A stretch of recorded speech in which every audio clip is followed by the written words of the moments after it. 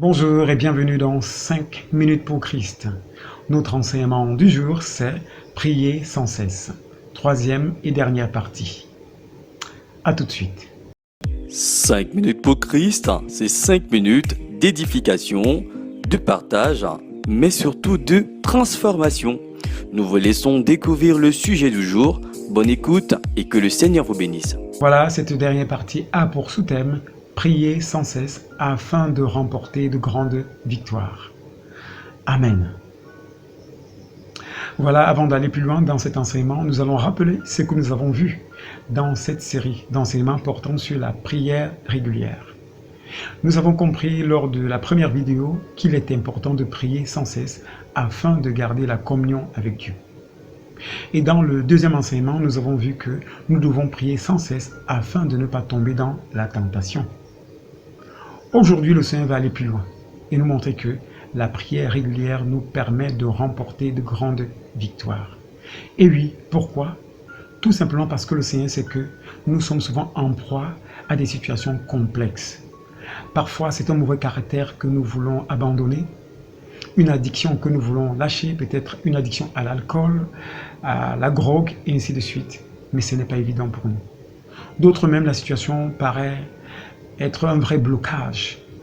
Et s'il n'y a pas une intervention spéciale, cela ne pourrait pas être résolu. Le Seigneur aujourd'hui vient nous donner la clé. Et cette clé, il nous la donne dans Luc 18, versets 1 à 7, qui dit: Jésus leur adressa une parabole pour montrer qu'il faut toujours prier et ne point se relâcher. Il dit: il y avait dans une ville un juge qui ne craignait point Dieu et qui n'avait d'égard pour personne. Il y avait aussi dans cette ville une veuve qui venait lui dire: fais-moi justice de ma partie adverse. Pendant longtemps, il refusa. Mais ensuite, il dit en lui-même: quoique je ne craigne point Dieu et que je n'ai d'égard pour personne, néanmoins, parce que cette veuve m'importune, je lui ferai justice, afin qu'elle ne vienne pas sans cesse me rompre la tête. Le Seigneur ajouta: entendez ce que dit le juge inique. Et Dieu ne fera-t-il pas justice à ses élus qui crient à lui jour et nuit? Et tardera-t-il à leur égard? Amen. Voilà, le Seigneur nous encourage à prier sans cesse et à ne pas nous relâcher. Parce que dans cette posture, lui, le Seigneur, nous donne ce qui paraît extraordinaire à nos yeux. Et pour donner cela en image, il prend le cas de ce juge inique qui est méchant de nature, qui est importuné jour et nuit par une dame, cette veuve qui veut que celui-ci lui fasse justice de sa partie adverse. Celui-ci, à force d'être embêté, a décidé de faire grâce à cette dame.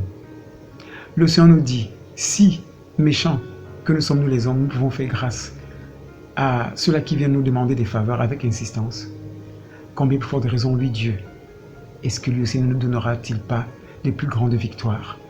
Lui qui nous a créés, lui qui est amour. Voilà, c'est une interpellation pour nous aujourd'hui.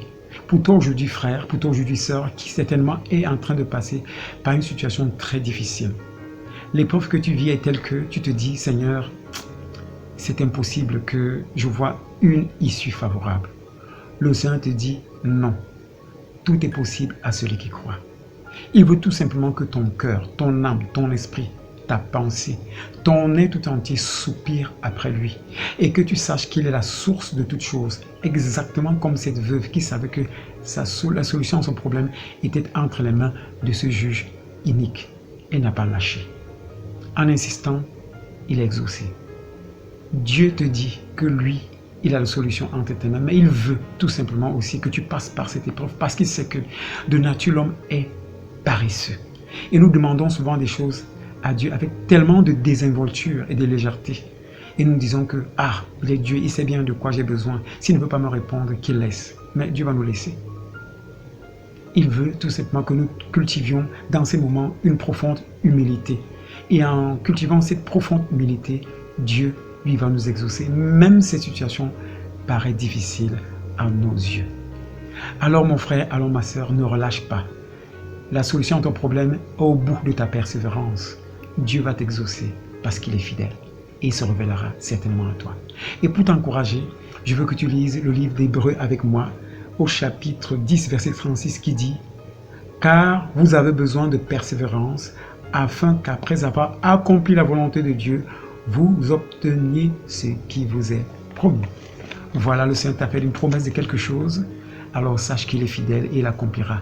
Mais il attend de toi que tu insistes dans la prière et tu verras sa gloire. Sois béni. Voilà, si ce message t'a touché, je vais t'inviter à prier avec moi. Seigneur Jésus, je te prie de me pardonner parce que, Seigneur, j'ai douté de toi. Aujourd'hui, je t'invite dans mon cœur et je te reçois comme mon Seigneur, mon Sauveur et mon unique Maître. Amen. Sache que le Seigneur est avec toi. Sois béni. Amen.